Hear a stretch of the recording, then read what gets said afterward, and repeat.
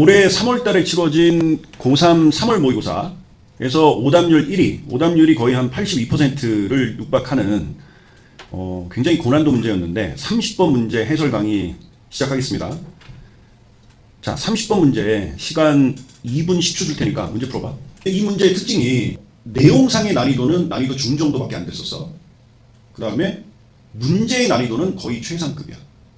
그럼 그게 무슨 말이냐면 내용이 그렇게 어렵진 않았는데 엄청 많이 틀렸다는, 즉 문제 난이도가 높았다는 거지. 즉 선택지가 까다로웠다는 거. 그럴 수도 있고 아니면 선택지를 까다롭게 만드는 뭔가 요소가 있었다는 거지. 그지? 그거 위주로 오늘 중점적으로 볼 거야. 그러니까 평상시 내용 위주로 정확한 독해 위주로 보는 것보다는 살짝 문제풀이 위주로 가는 경향이 오늘 좀 있을 거야. 평상시와 다르게. 자, 1번 문장부터 한번 읽어보자. 읽어보자. 시작. In centuries past we might learn much about life from the wisdom of our elders. 해석해봐. 시작. 과거 수세기 동안 우리는 we might learn much about life. 우리의 어떤 인생에 대해 많이 배웠을 수도 있습니다. 어디로부터? From the wisdom, 어떤 지혜로부터. 누구의 지혜야? 근데 대상이 누구야? Of our elders 했으니까 뭐야? 우리 어른들의, 지난 우리 연장자들의, 그러니까 뭐 할아버지 할머니들로부터 혹은 우리의 어떤 인생 선배들로부터 혹은 학교 선생님들로부터 다 elders지, 연장자. 자, 내용 정리해봐. 밑에 보지 말고 여기 봐봐. 해봐. 시작. 과거 수세기 동안, 야, 단 몇 년이야? 아니면 굉장히 오랜 세월, 수세기 동안이야? 아주 오랜 세월, 수세기 동안 어때 갔다고? 우리는 엄청 많이 배워왔었어. 누구로부터? 연장자로부터. 나이 드는 분, 우리의 인생 선배들, 할아버지 할머니들로부터 배워왔다. 뭐를? 어떤 인생의 지혜, 삶의 지혜에 대해서 배워왔다. 그 다음 두 번째 문장 읽어보자. 시작. Today, the majority of the messages we receive about how to live a good life come not from Granny's long experience of the world, but from advertising executives hoping to sell us products. 오늘날, 자 이제 이런 것도 주목해야 돼. 첫 번째 문장에서는 과거 얘기가 나왔었지. past에다가 색깔 볼펜으로 박스 표시해봐. 근데 갑자기 두 번째 문장에서 시점이 바뀌었지. 뭐로? 과거에서 현재로. 그럼 today에다가 박스 표시해야지. 그래서 1번 문장에다가 past, 2번 문장에다가 present, 아니면 뭐 우리말로 과거, 현재 이렇게 쓰던가. 따라해봐. 수능시험은 과거보다는 현재, 미래지향적인 시험이다. 다시 한번 뭐라고? 수능시험의 특징을 내가 얘기한 거야. 과거, 현재, 미래에 대한 얘기가 나오면은 과거보다는 어디에 포커스를 맞춘다고? 현재, 미래라고. 따라해봐. 수능은 통념 비판적이다. 자, 첫 번째 특징이 뭐라고? 현재, 미래지향적이다. 두 번째, 통념 비판적. 이걸 이해를 해봐. 수능은 과거보다는 미래를 향해서 나가는 미래지향적인 시험이고, 그 다음 두 번째 뭐라고? 과거부터 현재까지 수많은 사람들이 가지고 온 일종의 어떤 고정관념, 통념들을 다 깨트려 주려고 하는. 이게 미래지향적이랑 같은 맥락 아닙니까? 네. 이번 문장에 모르는 단어부터 체크해보자. The majority of the messages. 한 뭐야? 대다수의 메시지들은 minority, majority 서로 반이오고, 그 다음에 Granny's long experience. Granny 그러면 그렇죠, 할머니지. 이게 grandma의 동의어야. grandma, grandmother, grandfather 있잖아. 근데 참고로 grandma는 미국 영국식 그 표현이긴 한데 granny는 굉장히 영국식 표현이야. 그러니까 영국 사람들만 할머니를 granny라고 해요.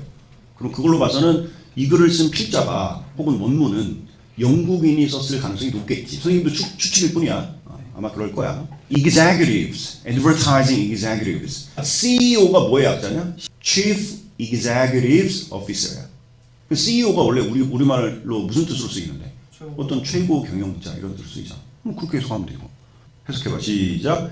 오늘날 대다수의 메시지들은 어떤 메시지? We receive, that we receive, which we receive. 그러니까 뭐 관계되면서 생략되어 있는 거지. 그래서 we receive 하는 메시지. 우리가 받고 있는 대다수의 메시지는 뭐에 관한 메시지야? About how to live a good life. 인생을 잘 사는 방법에 대해서 받고 있는 대부분의 메시지는 come from이야, come not from이야.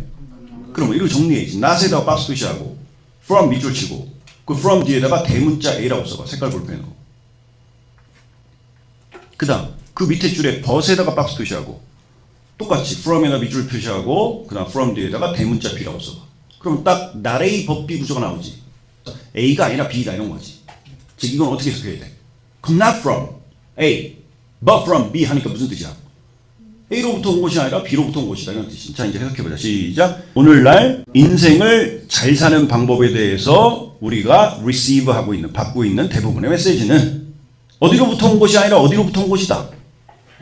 할머니의 어떤 오랜 세상에 대한 경험으로부터 오는 것이 아니라, 나오는 것이 아니라 but from, 그럼 어디로부터 나온다는 거야? hoping to sell us products가 앞에 executives라는 명사를 수식해주고 있잖아. 현재 분사구가. 그럼 그 해석도 그렇게 해야지. 뭐야? 우리에게 상품을 팔기를 원하는 광고주들로부터 나온다. 1번 문장에서 뭐라고 했어? 시작. 예전에는 몇 세기 동안 과거에는 누구로부터 우리가 세상의 지혜를 배웠어요? 할머니, 할아버지, 그래니, 연장자들. 근데 지금 현대는 어떻다고? 이제 지금 글이 확 전환됐잖아. 그리고 중요한 거. 내가 아까 미래 지향적이고 현재 지향적이라고 했지. 그러면 이 글을 쓴 필자는 첫 번째 문장에 확 힘을 실은 거야? 두 번째 문장에 힘을 확 실은 거야? 두 번째 문장이야. 그럼 분명해. 필자가 포커스를 맞추고 있는 부분이 어떤 부분이야? 이게 봐. 현대인들은 그 지혜를 누구로부터 배운다고요? 할머니가 아니라 광고주로부터. 내가 내용 그렇게 어렵지 않다고 그랬어. 뭔 소리야? 잘 생각해봐. 이제는 광고주로부터 배운다는 게 뭔 말이야? 지혜를. 그것도 어떤 지혜? 어떤 상품을 잘 고르는 어떤 지혜? 라고 그랬냐? 아니면 뭐라고 그랬어? 인생을 잘 사는 법에 대해서. 되게 충격적이지. 그래서 내가 뭐라고 그랬냐면 수능은 우리가 기존에 가지고 있던 통념을 정말 많이 깨트린다. 그리고 이럴 때 보통 오답률이 쭉쭉 올라간다고. 그럼 본인 자신의 어떤 기본 상식으로는 고정관념 이해가 안 가는 거야. 아닌 것 같은데 이러고 있는 거지. 사실 맞는데. 확인해볼까? 지금 우리 현대인들은 거의 광고의 홍수 속에 살고 있지. 잘 생각해봐. 아침에 눈 딱 떠서 예전에는 그 어떤 도시 간판에 붙어 있는 광고라던가 아니면 뭐 버스에 뭐 이렇게 실려져 있는 광고 뭐 이 정도로 끝났는데 언젠가부터 뭐 유튜브나 틱톡이나 이런 매체가 발전되면서 이제 그리고 뭐 KBS 9시 뉴스 뭐 이런 거, MBC 뉴스 이런 공중파 방송들이 끝나고 나서 이제 광고가 끝나잖아. 근데 요즘은 어떻게 하냐? 바로 잠들기 직전까지도 핸드폰 보면서 계속 광고에 노출되는 거야. 어떻게 보면 잠자는 시간 빼놓고 그럼 계속 광고에 노출된다 해도 과언이 아니지. 광고의 홍수다. 또 하나. 그럼 우리가 이제 잠깐 광고의 역사에 대해 생각해 보면 지금으로부터 한 3,000년 전에 그러니까 거의 세계 최초의 광고라고 생각하면 되는 거야. 니네 파피루스가 뭔지 알지? 세계 최초의 종이에다가 어떤 그 주인이 자기 노예가 탈출한 거야. 그래서 노예를 잡아주는 사람한테는 얼마만큼의 현상금을 주겠습니다. 그래서 현상금을 내건 그러니까 파피루스에 써가지고 세계 최초의 광고가 있었어. 광고의 역사가 거기로부터 출발한 거야. 그런데 그때 광고는 뭐라고 표현할까? 그냥 좀 약간 물론 그 저희 자체가 자기 그 도망간 그 탈출한 노예를 잡겠다는 그런 저희 좀 악의적인 면이 있긴 했지만 광고가 좀 순진했었어. 근데 지금 요즘의 광고는 뭐라고 표현할까? 겉으로는 굉장히 세련되고 그리고 굉장히 건전한 메시지를 주는 것 같지만 사실은 그 어떤 흑심을 그 저희를 잘 살펴보면 정말 돈만 밝게 상술 그 자체지. 한번 확인해봐 진짜인지. 진짜 노골적이죠. 아니 이게 사실 이렇게 얘기해야 돼. 노골적이라서 문제가 아니라 노골적이지 않으면서 우리 삶에 이미 다 파고들었어. 이게 더 문제인 거야. 이거 딱 까놓고 누가 봐도 이건 광고다 이건 모르겠는데 자연스럽게 우리 삶에 스며들어 있다. 별다방 별다방 커피를 마셨는데 요거 니네 그 별다방의 로고가 요게 누군지 알아? 세이렌이요. 그치 세이렌. 보통 우리가 니네 그 여기 별다방에서 사이렌 오더라고 들어봤잖아. 그치. 그래서 이게 뭐냐면 전에 그리스 신화에 나오는 괴수 이름이야. 그러니까 얘가 뭐냐면 반인반수라고 그러지. 그 위에 상체는 굉장히 아름다운 여인의 인간의 모습을 하고 있거든요. 그리고 이제 밑에 하체는 약간 인어 형상이기도 하지만 어쨌든 좀 약간 그래서 보통 사이렌은 괴수, 괴물이야 괴물. 어떤 괴물이냐면 봐봐. 니네 원양 어선이 뭔지 알지? 그래서 그 뱃사공들이 이게 보통 한 번 배를 타고 이게 고기 잡으러 나가면은 보통 최소한 뭐 몇 개월에서 1년, 2년을 타고 다니잖아. 그럼 남자들이 어때? 엄청 외롭지. 근데 그걸 딱 이용해서 사이렌 괴수가 이게 옛날 신화에 나오는 괴물이라고 해서 이렇게 조그만 섬 같은데 큰 바위에 이렇게 사이렌에 걸터 앉아서 이렇게 그리고 이 사이렌 괴수의 특징이 두 가지가 있어. 하나는 굉장히 이쁘고 그다음 두 번째는 노래를 겁나 잘해. 그래서 그 외로운 그 배선원들을 이렇게 해서 사이렌이 이렇게 아름다운 노래를 부르면서 이리 와 이리 와 기울이는 얘기 아니야. 이리 와. 이리 와. 그래서 그 사이렌 괴수한테 가까이 이렇게 선생님이 다가가면 잡아먹어. 별다방 그러면 어떤 지구의 환경을 위해서 굉장히 건전한 일도 많이 하고 굉장히 좋은 기업으로 알고 있잖아. 그리고 이미지도 되게 깔끔해요.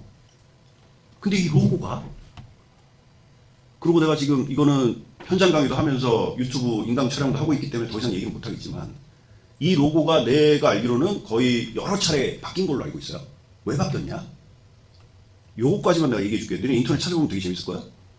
선정성 논란이 굉장히 심했었어요. 근데 그거에 대한 자세한 설명은 여기 우리 여학생들도 앉아있기 때문에 하지 않도록 하겠습니다. 그거 집에 가서 찾아보시고. 근데 어쨌거나 저쨌거나 분명한 건 요 깔끔한 로고가 뭘 의미한다고 다시 한번? 야, 되게 그 의미가 흉측하지 않지? 어? 일로 와. 쳐 마셔. 쳐 마셔. 어쨌든 그래서 별다방이 처음에는 미국에 그냥 조그만 커피숍이었는데 나중에 어마어마한, 어쨌든 다 잡아먹었죠. 그래서 나는 이걸 볼 때마다 도대체 이 로고를 처음에 만든 새끼는 도대체 뭔 의도로 그걸 다 알고 만들었다면 더 소름 돋는 거고, 맞아? 어쨌든 뭐 그렇잖아. 방문제를 뭘 설명한 거냐? 이게 다 하나의 광고지. 3000년 전부터 지금까지 우리 인류의 역사는, 지금 특히 우리는 자본주의의 세상에 살고 있잖아. 그래서 현대 광고는 완벽한 자본주의의 산물이지. 수요의 창출과 그다음 소비자들을 부추겨서, 광고로 부추겨서 소비를 극대화시켜야지 자본주의 생산 체제가 유지가 될 거 아니야. 그러니까 어떻게 보면 자본주의에 꽂히기도 하지, 광고라는 거. 근데 이 광고라는 게 다시 한번 이 두 번째 문장에서 이제 이걸로 얘기 설명 끝날 거야. 이게 심지어는 우리 삶의 어떤 곳까지 어떤 결정하고 차지하고 있다. 우리가 어떻게 해야 good life, 어떤 인생을 잘 사는 건지. 여기까지 따라왔습니까? 자, 그러면 지금 2번 문장에 선택지 1번이 있었다. experience. 맞아? 그러면 experience라는 단어가 적절한, 우리가 지금 정신 차리자. 지금 우리가 풀고 있는 유형이 뭐냐? 따라해봐. 어휘 추론 유형. 정신 차리자고. 그러면 experience가 적절한 어휘인지 아닌지, 부적절한 어휘인지를 따져봐야 되잖아. 그럼 어떻게 따져야 돼? 앞뒤 문맥에 따라서 적절한지 부적절한지를 선택하는 것이다. 그러면 experience가 적절하다는 근거가 있을 거 아니야. 1번 문장이 뭐야? wisdom이지. 예전에는 과거의 연장자들로부터 그 지혜를 배웠다면 지금은 광고주들로부터 그 인생의 지혜를 배운다, 우리는. 그럼 일단 다시 한번 experience 첫 번째 선택지가 적절한 어휘인 건 확실합니까? 자, 3번 문장 읽어보자. 시작. If we are satisfied with our lives, we will not feel a burning desire to purchase anything, and then the economy may collapse. 우리가 우리의 삶에 만족하고 있다면, 자 다시, 만족한다면, 만족하지 않는다면, 만족한다면, 아니 뭐에 대해서 만족한다면, 그리고 얼른 좀 센스 있게 그 다음 문장, 4번 문장을 봐봐. But if we are unsatisfied 그랬잖아. 그럼 벗을 기준으로 앞뒤가 서로 역접되고 상반관계인데 어떻게 상반되는 거야? 자, satisfied에 형광을 치고 벗에다가 그 형광펜으로 박스 표시를 해봐. 기준으로 뒤에는 뭐야? unsatisfied잖아. 그럼 형광을 쳐야지. 선으로 연결해서 역접관계. 자, 그거는 좀 이따 다시 한번 정리할 거고. 자, 일단 해석부터 해봐. 시작. 우리가 인생에 대해서 만족하고 있다면, 삶에 대해서 만족하고 있다면 will not feel 한 뭐야? 우리는 느낄 것이다, 느끼지 않을 것이다. 어떻게 느끼지 않을 것이다? A burning desire. 어떤 불타는 욕망을 느끼지 않을 것이다. 어떤 욕망? 어떤 엄청난 욕망이지. To purchase anything 한 뭐야? 어떤 것이든 물건을 사려고, 어떤 상품을 사려고 하는, 그러니까 결국 뭐야? 엄청난 쇼핑 욕구지. 쇼핑 욕을 느끼지 않을 것이다. 다시 한번. 어떻다면? 만족한다면? 불만족한다면? 만족한다면. And then 그렇게 되면 the economy, 경제가 may collapse 한 뭐야? 붕괴될 것이다.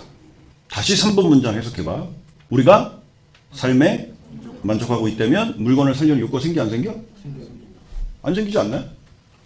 그게 잘 이해가 안 돼? 아니 우리 삶에 만족하고 있다면 물건을 많이 사고 싶은 어떤 쇼핑 욕구가 안 생길 거 잘 모르겠어요? 자, 이거 설명하겠습니다. 선생님이 지금 입고 있는 옷을 한번 좀 보여줄게요.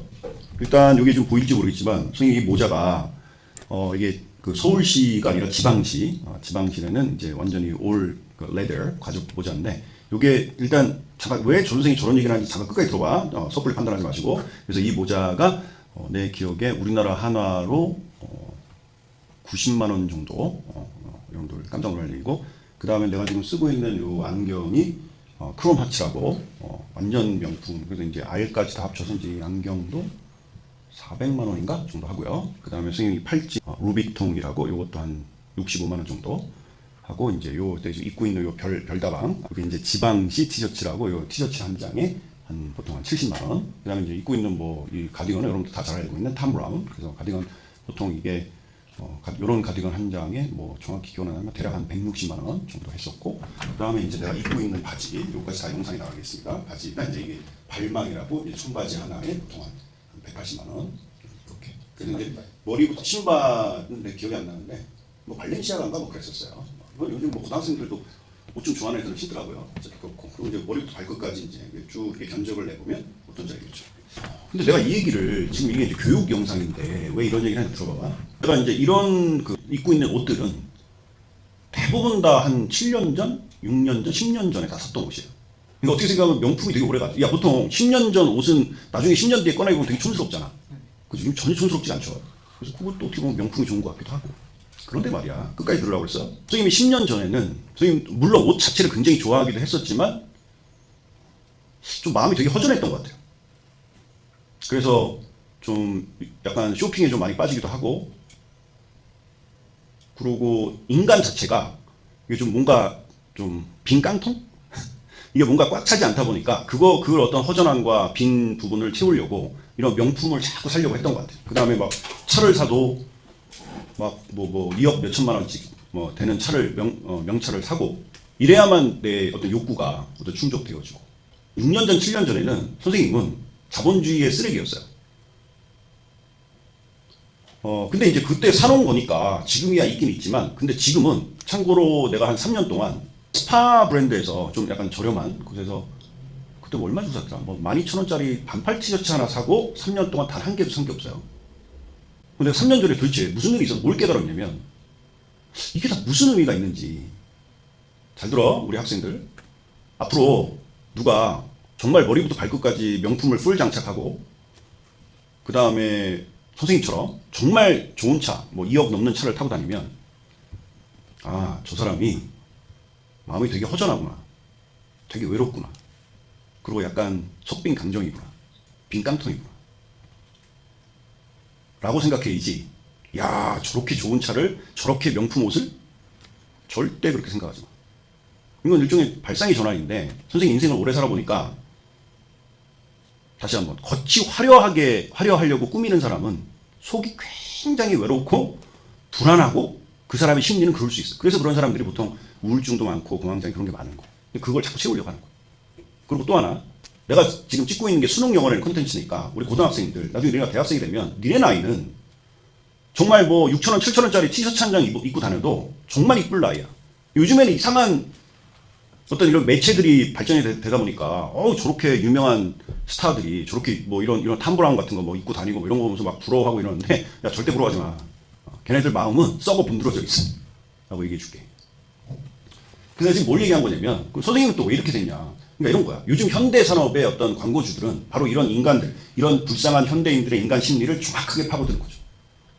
그래서 보통 걔네들이 어떤 캐치프레이즈, 어떤 광고, 어떤 그 문구로 내세우는 것들이 뭐 자기네 옷, 뭐 자기네 향수를 뿌리면 뭐 굉장히 건강한 삶, 그 다음에 어떤 행복한 삶을 사게 된다. 그 다음에 뭐 지네 명품 백을 매게 되면 정말 행복하고 멋진 인생을 살고 있는 것처럼 이렇게 잘 포장해 놓죠. 그래서 우리 현대인들이 그걸 쫓아가다 보면, 어떻게 보면 사실은 여기서 광고주라고만 얘기했는데 잘 따라가 보면 광고주들에게 어떤 광고를 수주하는 사람들이, 일을 맡기는 사람이 누구예요? 대기업이죠. 사실은 주인공이 대기업이어야 돼. 우리가 깔 대상은 대기업이죠, 오히려. 그래서 어떻게 보면 우리 인생이 이런 거야. 야, 너도 멋진 현대인이 되려면, 멋진 인간이 되려면, 네가 인생을 제대로 살려면 이 정도 명품을 입고 있어야지. 이 정도 명품 차는 몰고 다녀야지. 완전 대기업의 상술에 우리가 휘둘리고 있는 거야. 그래서 사실은 제일 좋은 건, 우리 뭐 TV에서 보면 나는 자연인이라 했잖아. 산속에 들어간 살면 광고에 휘둘릴 이유가 없어요. 근데 우리가 그럴 수가 없잖아. 그리고 도시에 살잖아. 어쩔 수 없이 보게 되고 듣게 되는 게 광고란 말이야. 그래서 이 글은 광고의 그 홍수, 즉 광고의 역기능에 관한 글이야. 그래서 한마디 덧붙이면은, 지금 와서 선생님이 인생을 오래 살아보니까 너네도 명심해. 다 부질없는 짓이다. 쓸데없는 짓이다. 그러지 말아라, 너네는. 지금이야 뭐 다 아까 얘기했지만 사다 놓은 옷이니까 딱 갖다 버릴 수는 없잖아. 그래서 입고는 있지만, 그리고 내가 또 선생님 직업이 학원 강사다 보니까 강남에서 이제 학생들한테 수업을 하다 보니까 뭔지 또 멋도 내고 해야 되니까 이제 뭐 겸사겸사 해서 입고는 있지만, 하면 살수록 불안해진다. 내 말 명심해. 선생님은 지난 한 10몇 년 동안 정말 그러니까 마음이 이런 거 있잖아. 근데 그때 내가 느낀 게 있어. 그렇게 분명히 즐겁게 가서 하하호호하고 선생님 친구들이랑 아니면 선생님 와이프랑 가서 쇼핑하고 왔는데 이게 마음속으로 뭔가 계속 불안한 거야. 근데 그 중요한 게 있어. 그게 나만 그럴까? 그래서 네 주변에 와 저렇게 멋지게 살고 막 저렇게 명품으로 막 치장하고 정말 불안한 거야. 그 사람들의 심리는. 어떻게 보면 이렇게 생각해. 아유 저 불쌍한 인간들. 진짜 발상이 전환이다. 이렇게 생각이 돼. 내가 자신 있게 얘기할게. 아유 마음이 허하구나. 아유 불쌍해. 이해됐냐 내가? 그래서 나는 니네 나이 때 내가 이걸 깨달았잖아. 난 인생을 더 잘 살 수 있었을 거야. 그래서 그때는 선생님이 잘 나가니까 뭐 1년에 기부도 막 1억 몇천만 원씩 하고 했었는데, 차라리 내가 샀던 그 몇억 원어치 옷이나 뭐 이런 거나 뭐 차나 다 더 기부했으면 내가 마음이 허전하지 않고 더 뿌듯하게 살았을 것 같은데 그랬어요. 하나 더 얘기해 줄까? 또 하나. 사실 이 선생님도 너네 뭐 스타 강사 중에 명품 옷 이렇게 탐불하면 졸라 많이 입고 다니잖아. 너네 심리를 잘 이용해 먹는 거야. 그래 마치 성공한 강사인 듯한 인상을 주고 자기를 어떤 상품 이미지로 브랜드화하는 거죠. 얘도 그래. 얘도. 난 부인하지 않을게. 근데 그렇게 니네들의 심리를 이용해 먹는 거 절대 교육적이지 않다. 근데 왜 이용해 먹는 줄 알아? 니네가 그러기 때문에. 니네가 그래도 이런 거 좀 장착하고 있어야 그래도 좀 잘 나가는 강사인 것 같다 하지. 너 아까 신입생도 나 아까 쓱 보고 판단했잖아. 저 사람은 어떤 사람을 그렇게 판단했잖아. 바로 그런 거. 근데 사실은 내가 뭐 쓰레기 옷을 입던 아니면 뭐 거죽대기를 입고 있던, 사실은 내가 니네한테 잘 가르치고 못 가르치는 게 중요하잖아. 맞아 안 맞아? 근데 니네는 어때? 다시 한번. 사실은 일종의 스타 강사도 일종의 광고지 뭐. 광고빨이지. 그러니까 버스 사진에 많이 보이면은 진짜 훌륭한 강사, 실력 있는 강사? 아니었잖아. 이것도 다 광고의 홍수지. 그래서 이 글은 광고의 역기능에 관한 글이다까지 이해됐지? 그럼 다시 해석해봐. 이제 완전히 이해될 거야. 우리가 삶에 만족하고 있다면 우리는 그런 불타는 어떤 쇼핑 욕구를 느끼지 않을 것이다. 그렇게 되면 경제가 안 돌아갈 거 아니야. 소비 경제가 위축되면 당연히 경제가 위축될 거 아니야. 그럼 경제가 붕괴될 것이다. 아직 이해됐지? 그 다음 4번 문장 시작. But if we are unsatisfied and any of the products we buy actually delivers the promised lasting fulfillment, subsequent sales figures may likewise rise. 그러나 아까 설명했었지.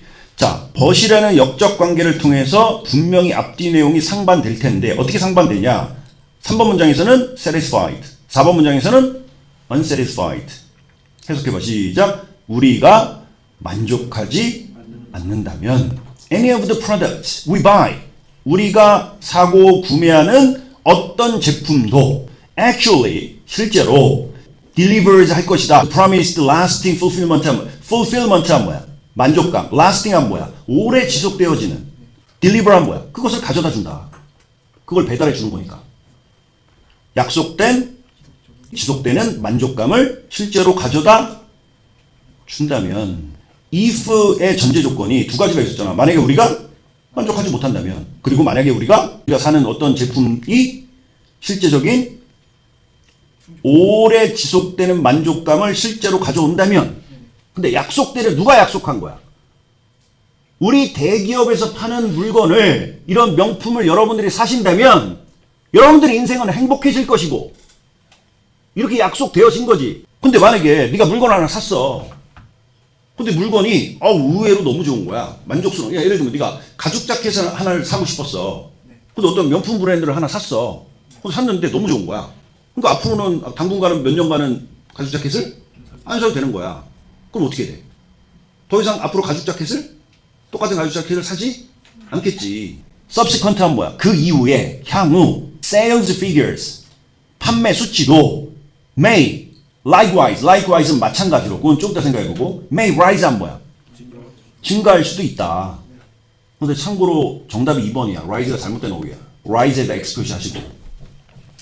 그거 잘 생각해봐. 이게 왜 잘못된 어휘인지. 자, 눈으로 잘 따라와봐. 자, 지금부터 내가 뭘 얘기하려고 하냐면 이 30번 문제가 오답률 1위를 찍은 결정적 이유에 대해서 얘기해 줄게. 지금 보다시피 내용이 우리 선생님 평상시 어떤 킬러문항 수업에 비해서 그렇게 어렵진 않아. 근데 왜 오답률 1위를 빵 찍었냐면 4번 문장의 첫 단어 벗이야. 그 벗에다가 출제자가 의도한 이라고 써봐. 심지어 이랬을 수도 있어. 만에 하나 원문에는, 그러니까 이 글의 출처에는 벗이라는 연결사가 없었을 수도 있어. 근데 아주 그냥 작정하고 오답률 1위로 만들려고 킬러문항을 만들기 위해서 일부러 연결사 벗을 추가했을 수도 있다고. 즉 출제자가 의도한 고의적인 밑밥이라고 써봐. 낚시, 밑밥이야. 니네를 낚으려고 한 부분이라고. 왜 그런지 생각해봐. 우리가 우리 삶에 만족한다면 이런 거 샀겠어? 뭔가 불만족스러운 부분이 있었을 거 아니야. 욕구 불만이 있었을 거 아니야. 우리가 우리 삶에 만족한다면 뭐야? 어떤 burning desire가 안 생겼을 거 아니야. 엄청난 쇼핑욕이 생기지 않았을 거니까 물건을 더 이상 사지 않겠지. 그러니까 소비가 위축되니까 경제가 붕괴될 것이다. 즉 그 문장의 핵심은 뭐야? 붕괴지. 그럼 collapse랑 상반되려면 어떻게 돼? 이제 벗이 나왔어. 정신 차리고. But 그럼 collapse는 이렇게 되는 거야? 붕괴되는 거야? 이렇게 되는 거지. 그럼 벗을 기준으로 이제 뭐가 나와야 돼? 이게 나와야지. rise. 언뜻 보면은 졸라 맞는 표현이잖아. 그래서 다 틀린 거야. 잘 생각해봐. 그래서 다 틀린 거야. 결정적 이유야. 얘가 오답률 1위였던 이유가. 그래서 rise는 이건 어휘적으로 맞는 표현이네 하고 다 넘어간 거지. 실제로 4번, 5번을 찍어서 겁나 많이 틀렸거든. 2번은 다 건너뛴 거지. 다시 한번 뭐라고? 이유가 뭐라고? but 그랬어. 그럼 but 앞에는 뭐야? collapse지. 그럼 but 뒤에는 뭐가 나와야 돼? collapse는 이거의 의미니까. 상승의 의미가 나와야 돼. rise. 적절한 표현이네. 자, 일단 설명해주고 이거에 대한 보충 설명은 이 지문의 수업의 하이라이트는 보충 설명이야. 역점 연결사에 대한 어떤 설명이야. 그건 좀 이따 해주고 일단 또 보자. 야, likewise에다가 색깔 볼펜으로 박스 표시하고 별표 2개 해봐. likewise는 뭐야? 그와 마찬가지로. 그럼 얘기해봐. 그와 마찬가지로는 잘 생각하고 대답해봐. 뭐와 마찬가지로 하는 거야? 삶에 만족하면 어떻게 돼? 물건 안 사지? 그럼 경제가 붕괴하겠지? 그럼 그와 마찬가지로. 이번에 삶에 만족하지 않아. 그리고 뒤에를 읽어봐야지. 만족하지 않아. 그래서 어떻게 한다고 했어? 만족하지 못해서 어떤 제품 만족한다, 불만족한다에만 포커스를 맞추면 절대 정답이 보이지 않았다고. 여기도 니네를 낚은 거야. 완전히 낚아버린 거야 그냥. 다시 만족해, but 불만족해. 다 낚인 거지 그러니까. 맞잖아? 끝까지 읽어봐야지. 내가 정말 한 문장 한 문장을 완벽히 해석하고 그 문장의 함의를 제대로 읽어내고 필자의 의도를 제대로 읽어내야만 맞출 수 있는 문제가 어휘 문제라고 그랬잖아. 그냥 뭐 앞에는 플러스니까 뒤에는 마이너스 요 따위로 풀지 말라고 그랬잖아. 자, 다시. 그래서 불만족한다면 any of the products 한 번 더 해석해봐. we buy. 우리가 사는 물건을 샀어. 살 거 아니야. 근데 걔가 실제적인 뭘 주는 거야? long lasting fulfillment 한 뭐야? 엄청난 만족감을 주잖아. 그럼 더 이상 물건은 내가 가죽 자켓 얘기했잖아. 그럼 또 물건을 사야 돼, 안 사야 돼? 안 사야 되지. 3월 모의고사에서 오답률 1위였던 결정적 이유는 두 가지였다고 봐. 이제 설명할게. 첫 번째는 일단 likewise부터 설명해. 순서가 완전히 바뀌었다. 다시 한번. likewise가 뭐야? 그와 마찬가지로. 머릿속으로 다시 한번 정리해. 내가 더 이상 설명 안 할 거야. 만족해. 물건을 살 필요가 없잖아. 자기 인생에 충분히 만족하고 있는데 무슨 쇼핑 욕구를 그렇게 느껴. 뭐 필수 용품만 좀 사겠지. 그 다음에. 그럼 경제가 어떻게 돼? 점점 하락하겠지. 경기가 침체되겠지. 그 다음 but 불만족해. 그럼 물건을 사겠지. 이렇게만 단순 논리로 끌고 갔다면 틀릴 수밖에 없다고. 끝까지 읽어보라고 했잖아. 그죠? 불만족해. 그럼 물건을 사. 근데 왜 이걸? 그 물건에 만족하는 거야. 그 물건에 만족하다 보니까 더 이상 물건을 살 필요가 있어 없어? 그러니까 당연히 경제가 이번에 또 어떻게 돼? 그와 마찬가지로 앞에서도 경제가 붕괴됐었고 뒤에서도 뭐야? 경제가 붕괴되는 거지. 경기가 침체되는 거지. 그래서 rise를 fall 혹은 decrease, 어떤 drop, 하락한다의 의미로 바꿔줘야 되는 거 이해했어? 3월 모의고사의 오답률 1위였던 결정적 이유를 잠깐 설명할게. 일단 선생님이 보기에 첫 번째 이유는 학력 감소야. 누가 공부를 안 한 거야. 영어에 너무 공부를 투자하지 않고 공부 안 했기 때문에 너무 쉬운 문제였는데 틀렸던 거고, 결정적인 두 번째 이유는 역접 연결사 벗이었어. 앞으로 단순하게 문제 풀지 말자. 잘 들어라. 되게 중요한 얘기 할 거야. 여기 벗이 있잖아. 앞에 콜랩스잖아. 그리고 그거랑 반대되는 개념이 rise잖아. 완전히 정상적인 서로 상반관계고 되게 간단하게 문제 풀 수 있잖아. 요 따위로 애들을 가르쳤기 때문에, 그리고 니네는 그 따위로 배우는 거, 공부를 하는 거에 익숙해져 있기 때문에 이 문제를 만든 출제자가, 자, 이 문제가 일종의 뭐야? 킬러 문항이지. 킬러 문항의 특징이 뭐야? 틀리게 만드는 데 목적이 있지. 그래? 그러면 벗을 딱 집어넣으면 다 털리겠네? 니네 심리를 확실히 파고든 거야, 이거. 그럼 우리는 앞으로, 이거 대응책이 중요하지. 앞으로는 이런 문제 털리지 않으면 어떻게 해야 돼? 따라해봐. 단순하게 문제 풀지 말자. 단순하게 접근하지 말자. 깔끔한 영어 수업에 중독되지 말자. 근데 이런 수업 좋아하잖아. 여기 보시 있잖아. 이거 콜랩스고, 이거 라이즈잖아. 이질을 한다고. 내가 아까도 얘기했잖아. 오히려 영어 독해 공부는 지저분하게, 너저분하게 하라고 그랬지. 한 문장 한 문장을 깊이 생각해보고, 그 한 문장에 대한 첫 번째 해석을 정리해보고, 그 다음에 또 고민하고 생각해서 두 번째 해석을 다시 정리해보고, 그 다음 모르는 단어 다 체크해서 이 단어가 의미하는 바를 다 정리해보고, 하다 보면 필기가 너저분해지겠지. 읽어보고 또 읽어보고 또 읽어보고. 이게 제대로 된 독해 공부 방식이라고. 그냥 깔끔하게. 와, 여러분들 보세요. 여기 벗이 나왔죠? 역점 연결사? 요거랑 요거 서로 반대되니까 이게 답이에요. 개 깔끔하죠? 그래서 니네가 다 틀린 거라고. 다 틀렸다고. 다시 한번. 여기에 낚이지 않으려면 어떻게 해야 돼? 선생님 말 따라해봐. 종종 역점 연결사가 그 지문을 읽어내는데, 그 문제를 풀어내는데 결정적 역할을 제공한다. 그러나 단순하게 그런 것만 믿지 말자. 그럼 넌 올해 수능 시험에서도 출제자가 만들어놓은 함정에 쏙 빠질 거야. 지금처럼. 그럼 선생님 잘 생각해요. 그럼 어떻게 해야 되는 겁니까? 그럼 뭐 어쩌라는 거예요? 선생님 역점 연결사도 너무 믿지 말아라. 내 말 맞지? 그럼 어떻게 해야 된다는 겁니까? 방법은 하나밖에 없어요.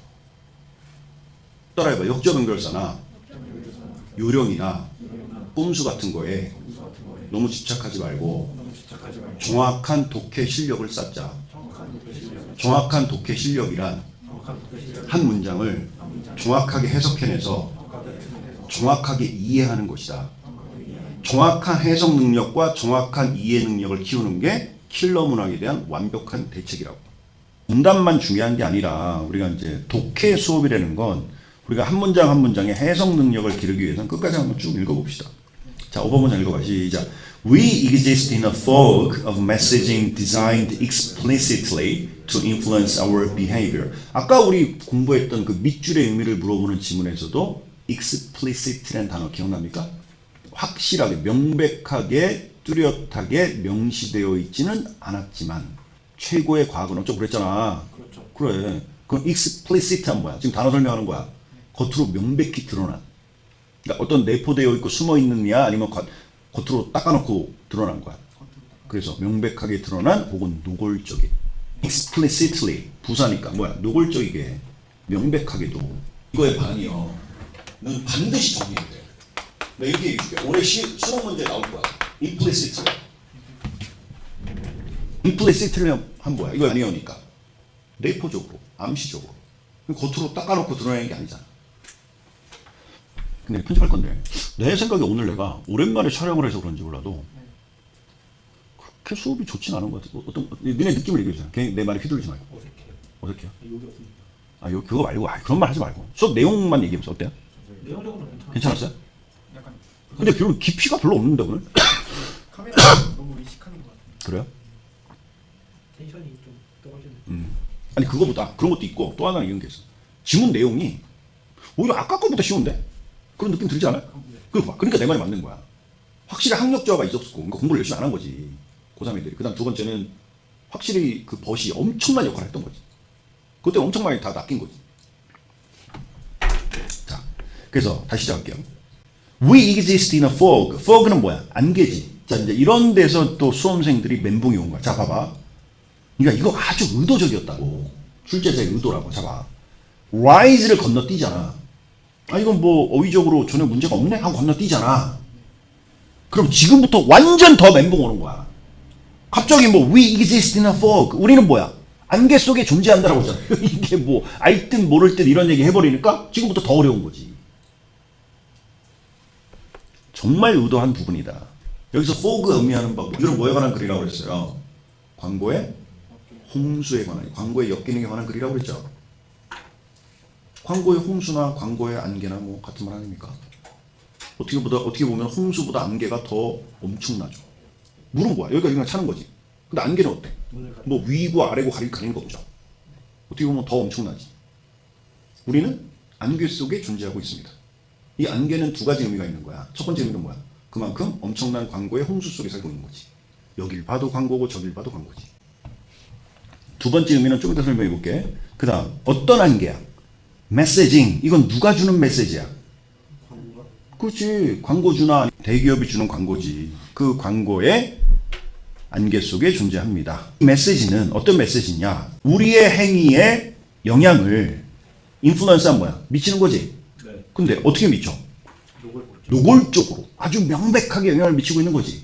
네. 닦아놓고. designed explicitly. 그러니까 explicitly는 그 designed를 수식해주는 부사로 들어간 거고 원래는 designed to 동사 원형이잖아. 그러니까 designed to가 뭐야? 뭐뭐 하도록 의도되어진. 누가 의도한 거야? 광고주. 대기업이. 다시 한번 해서 우리의 행위에 influence, 영향을 미치도록 노골적으로 의도된 메시지에, 즉 이 메시지는 상술이지. 어떤 상술이라는 안개 속에 우리는 존재하고 있다. 즉 대기업의 어떤 광고, 상술의 어떤, 이걸 난 이렇게 표현할게요. 일종의 저주 안개지. 이 저주 안개의 특징은 뭐냐면 이 안개는 날씨가 좋아져도 안 거쳐. 왜 그렇게 표현했어? 계속 영향을 받고 있잖아. 로벨 갤런이라는 유명한 사람이 이런 얘기를 했어. 선생님 말 따라해봐. 우리가 호흡하고 있는 공기는 산소와 질소와 광고로 이루어져 있다. 그만큼 광고 속에 살고 있다는 거야, 우리가. 6번 문장 읽어봐. 시작. Not surprisingly, our behavior often shifts in precisely the manner intended. 놀랄 것도 없이 너무 당연하게도, 너무 당연하게도는 나는 이렇게 해석해. 광고의 저주에서 우리는 풀려날 수가 없는 거야. 너무나도 당연하게도. 아니 이리 봐도 광고고 저리 봐도 광고에서 빠져나갈 수가 없잖아 우리가. 너무나 당연하게도 our behavior, 우리가 인생을 살면서 하는 일거수일투족 행위 하나하나는 often shift, 뭐야? 흔히 변화하는 거지. 어떻게? In precisely the manner intended. 정확하게 의도되어진 방식으로 정확하게 우리는 변화하는 거지. 누구의 의도? 광고주의 의도더라고. 그럼 intended라는 단어가 적절한지 부적절한지에 대한 근거는 어디 있어? 5번 문장에 designed에 있었지. 화살 표시하고. 아니 거기서 의도된 어떤 메시지의 안개 속에 우리는 존재한다고 했잖아. 아니 이거 봐, 이게 이 말이 무슨 말이야? 우리는 광고로부터 자유로워? 자유롭지 않다고. 1번 문장 읽어봐. 시작. If you can be made to feel sufficiently inferior due to your yellowed teeth, perhaps you will rush to the pharmacy to purchase whitening strips. whitening strips 그러면 치아 미백제 뭐 이런 거야. 이빨을 하얗게 만들어준 거 있잖아. 계속해봐. 시작. 만약에 네가 can be made to feel sufficiently inferior. 충분히 inferior야 superior야. 그러니까 우등한 거야 열등한 거야. 열등하다고. 충분히 열등하다고 느끼게 만드는 거야 만들어지는 거야. 왜 이렇게 표현했어요? 누구에 의해서 이렇게 의도되어지고 만들어진 겁니까? 광고죠. 대기업이죠. 한다면 뭐 때문에? Due to your yellowed teeth. Because of your yellowed teeth. 같은 말이지? 뭐 때문에? 누런 니 때문에. 그렇게 된다면 네가 그런 열등감을 느낀다면 Perhaps you will rush to the pharmacy. 뭐야? 너는 약국으로 달려갈 것이다. 러시할 것이다. 황급하게 달려갈 것이다. 뭐 하기 위해서? To purchase whitening strips. 뭐야? 치아 미백제를 사기 위해서, 구매하기 위해서.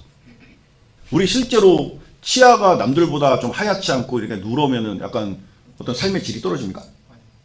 뭐 그렇게 느끼는 사람도 있겠지만 사실은 그거는 다분히 누구에 의해서 만들어진 그런 어떤 상술이야. 광고주고 대기업이지. 결국 7번 문장에서 뭔 메시지가 지금 나오고 있는 거야? 니네 2번 문장 기억나냐? 네. How to live a good life. 우리가 어떻게 인생을 살면 잘 사는 건지. 이거를 이제 누가 결정해주고 있다고? 그 얘기가 계속 나오고 있는 거야. 아니 우리 회사에서 파는 치아 미백제 이런 거 해서 좀 치아가 하얘져야 여러분들 인생이 행복해지고 인생을 잘 살고 있는 거지. Good life. 그게 누런이 가지고 진짜 추하게 진짜 이렇게 얘기하고 있는 거잖아. 그 다음 8번 문장 시작. The lack of any research whatsoever correlating to shade with life satisfaction is never mentioned. The lack, 부족함. Any research는 뭐야? 어떠한 연구의 부족. 그 다음 whatsoever부터 satisfaction을 바로 묶어봐. 이거 하는 research지, 연구지. 자, whatsoever 그러면 whatever를 강조하는 표현이야. 그래서 보통 whatsoever 하면 써보라고 at all 혹은 in any way로 해석하면 되는 거야. 도대체 무슨 whatever의 의미를 강조한 표현이라고 그랬어. 그래서 도대체 correlating A with B 하면 뭐야? correlate A with B. A와 B를 서로 상호 연관시키다 이런 뜻이야. 도대체 무슨 연관성이 있냐 이거야. 아니 그 이빨 색깔이랑 to shade랑 life satisfaction은 뭐야? 삶의 만족도랑 도대체 무슨 이거 다 누가 만들어낸 연관성이야? 광고업자지. 그래서 여기서 whatsoever는 다시 what the hell, what fucking correlating의 뜻으로 해석해도 된다고. 이게 도대체 뭔 개소리야 이런 거지. 에 대한 그 어떤 연구의 the lack한 뭐야? 부족도. 그런 연구가 lack이라는 건 충분하다는 거야, 부족하다는 거야. 그러니까 lack인지 sufficiency인지를 묻고 있지, 반의어를. is never mentioned 한 뭐야? 결코 언급되지 않는다. 야 이거 봐, 왜 결코 언급되지 않아? 관련성이 없으니까. 아 맞아, 관련성이 있어? 야 이렇게 명품 옷을 다 쫙 차려입고 빼 입어야만 삶의 만족도가 높아진다는 그런 연구 결과가 있니? 말도 안 되는 거지. 아 그런 다시 한번 그런 연구 결과가 왜 없어요? 원래 설정 자체가 말도 안 되는 거니까. 그러면 옛날에 그 간디 그분은 거적대기 하나만 걸치고 있는 그 간디 그분은 삶의 만족도가 엄청 떨어지셨네. 말도 안 되는 얘기잖아. 자 다시 렉이 적절한 어인지 아닌지 어떻게 판단해야 돼? Is never mentioned 그랬잖아. 그런 연구의 부족도 결코 언급되지 않는다라고 그랬잖아. 여기에는 부족이라는 단어가 들어가야 돼? 아니면은 어떤 충분함이라는 단어가 들어가야 돼? 그렇지. 그 다음에 또 아까 내가 fog의 두 번째 의미를 나중에 설명한다고 그랬잖아. 기억납니까? 네. fog는 첫 번째 어떤 의미라고 했어? 우리는 광고의 홍수 속에, 광고의 안개 속에 살고 있다. 온 천지가 다 광고야. 두 번째는 뭐야? 치아 미백자랑 누런 이와의 어떤 삶의 만족도의 어떤 연관성. 이런 거 전혀 밝혀진 거 없지. 근데 왠지 치아가 누런 것보다는 white teeth, 하얀 이빨이 되게 건강해 보이고 삶의 만족도가 높아 보이고 왠지 이럴 것 같은. 정확히는 모르겠지만 이게 다 광고업자 대기업들의 상술로 만들어진 일종의 안개야. 우린 그런 안개 속에 살고 있는 거. 그러니까 우리 의식 구조도 무너져 내리는 거지. 진짜 그래야 될 것도 같고 또 아닌 것도 같고 뭐 이런 거지. 그렇죠. 맞지? 이렇게 명품 옷을 사 입으면 되게 삶의 만족도가 높아지고 되게 행복하고 그래야 되는 또 아닌 것도 같고. 심지어 이렇게 인생을 오래 산 선생님조차도 이런 실수. 그러니까 난 이게 지난 몇 년 동안의 실수라고 생각한다고. 우리는 어떤 그런 광고업자들이 만들어놓은 상술 안개의 저주 속에 살고 있다. 이해됩니까? 네. 9번 문제 읽고 끝내겠습니다. 시작. Have been told 100 times a day how to be happy. We spend much of our lives buying the necessary accoutrements and feeling disappointed not to discover life satisfaction inside the packaging.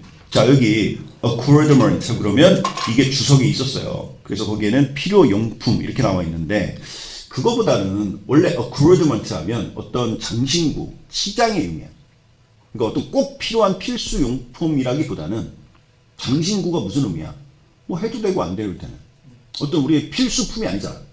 그런 의미가 accoutrement. 이게 원래 불어에서 유래한 단어라서 발음이 좀 이상해요. 원래 프랑스어였다고. accoutrement, accoutrement. 이게 이제 영어로 온 거야.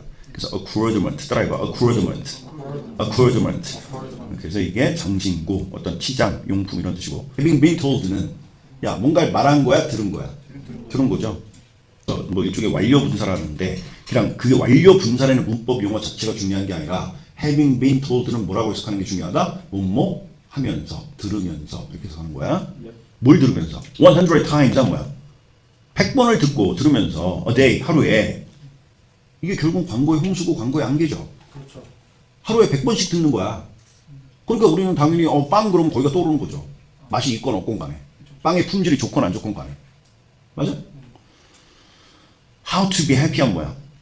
이제 해석 완성해봐. 행복해지는 방법을 하루에 100번씩 들으면서 We spend much of our lives. spend 시간 buying 삼각형. 그 다음 feeling 삼각형. spend 시간 ing와 ing 병렬 구조죠. 우리는 뭐 하는데 얼마만큼의 시간을 보낸다? ing와 ing 하는데 much of our lives 우리 인생의 많은 부분을 보내고 있다. 뭐 하는데? The necessary accoutrements 뭐야? 사실 accoutraments는 사도 되고 안 사도 된다고 그랬죠. 근데 왜 necessary라는 단어가 붙었습니까? 마치 그걸 안 사면 치아 미백제를 사지 않으면 사용하지 않으면 우리 인생이 굉장히 불행해질 것 같은 삶의 만족도가 굉장히 낮아질 것 같은.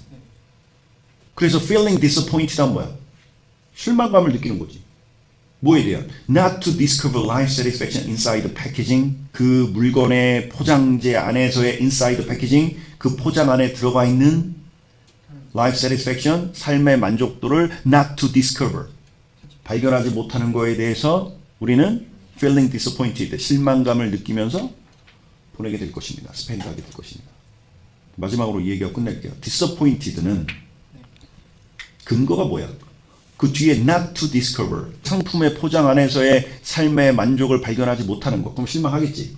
그 다음 두 번째 근거.